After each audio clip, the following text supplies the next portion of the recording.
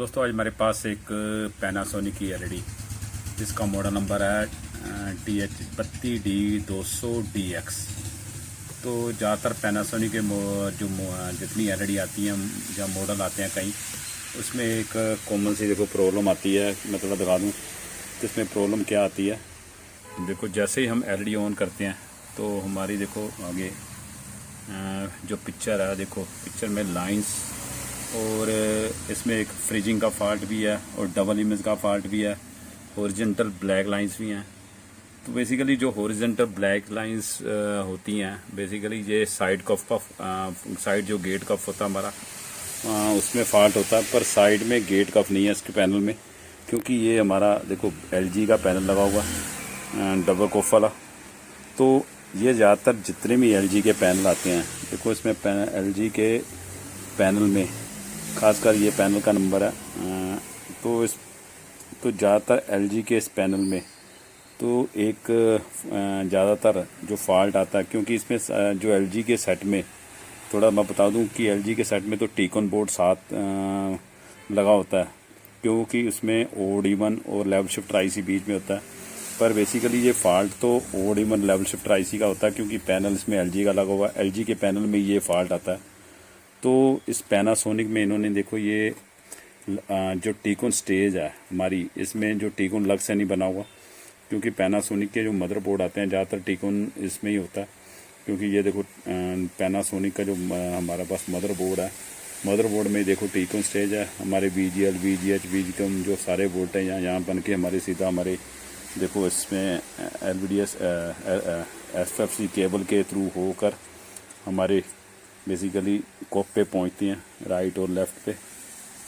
तो बेसिकली ये जो फॉल्ट है, तो बेसिकली ये जितने भी हमारे LG के, खास करके LG के पैनल में ही फॉल्ट आता है।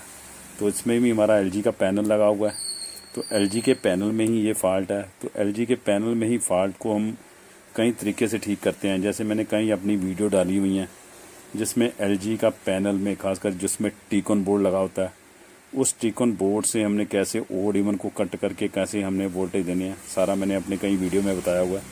पर ये पैनासोनिक का जो सेट है इसमें वही थ्योरी काम करेगी, क्योंकि इसमें डबल इमेज है और जो हॉरिजॉन्टल ब्लैक लाइन भी आ रही हैं।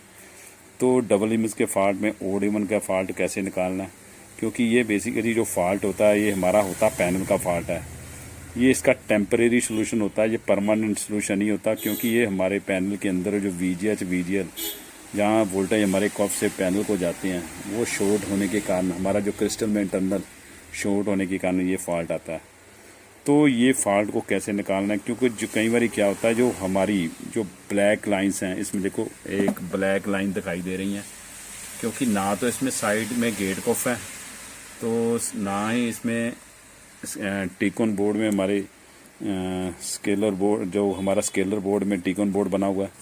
तो ज़्यादातर ये फॉल्ट हमारा जो हॉरिजॉन्टल जो ब्लैक लाइंस हैं, वो हमारे जो साइड कफ में मॉइस्चर आने के कारण, जहाँ हमारे FFC केबल में मॉइस्चर आने के कारण, जहाँ हमारा इधर FFC जो केबल लगी हुई है इसमें मॉइस्चर आने के कारण ये फॉल्ट आता है।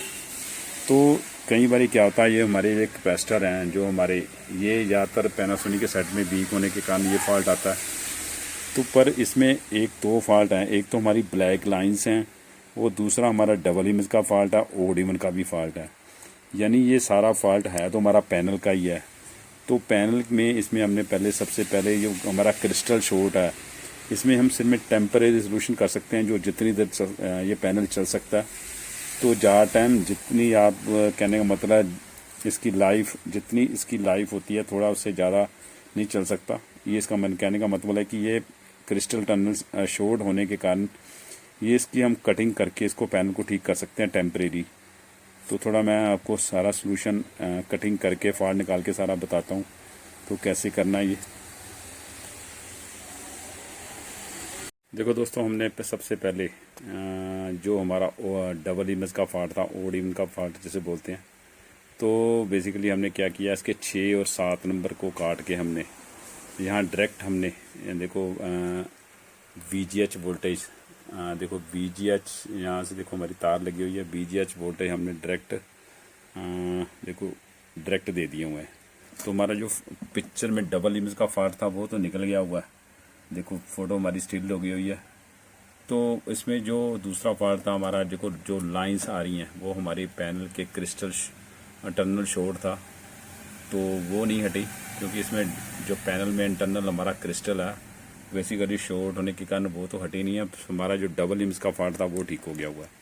बेसिकली ये एलजी के ज़्यादातर पैनल में, जो एलजी में भी यूज़ होता है पैनल, उसमें अलग से एक टिकॉन बोर्ड लगा होता है, उसमें हम मॉडिफिकेशन कर सकते हैं। पर हमें यहाँ मॉडिफिकेशन करनी पड़ी क्योंकि वहाँ हमारा टिकॉन मदरबोर्ड के अंदर था, तो यहाँ हमने मॉडिफिकेशन करके ये एक फॉल्ट तो निकाल दिया हुआ। दूसरा फॉल्ट हमारे जो क्रिस्टल शॉर्ट होने के कारण नहीं निकलता, क्योंकि ये पैनल के अंदर इंटरनल क्रिस्टल शॉर्ट है, तो इसके कारण ये फॉल्ट ऐसे ही रहेगा क्रिस्टल शॉर्ट होने के कारण। तो ये छोटी सी वीडियो थी कि जिसमें मैं सारा डिटेल से बताया कि एलजी के पैनल जो पैनासोनिक में यूज़ होता है, तो वहाँ हमारे जो प्रॉब्लम आती है तो किसको कैसे सोल्व कर सकते हैं। वो कुछ प्रॉब्लम तो सोल्व हो सकती है, कुछ नहीं सोल्व होती, क्योंकि जितने भी ये, मैं एक और बता दूं, जितने भी हमारे जब VGL VGH क्योंकि शॉर्ट होते हैं, वो हमेशा क्या होता है हमारी पैनल के साइड कप पे जाते हैं वोल्टेज। देखो इस पे भी साइड कप पे VGL VGH यहाँ लिखा भी हुआ, साइड कप पे जाएंगे वोल्टेज, इधर भी हमारे साइड कप पे जाएंगे। तो ये छोटी सी मैंने वीडियो में बताया कि मेरा जो पैनासोनिक के मॉडल में ये प्रॉब्लम आती है तो कैसे सोल्व करनी है। ओके, थैंक यू दोस्तों।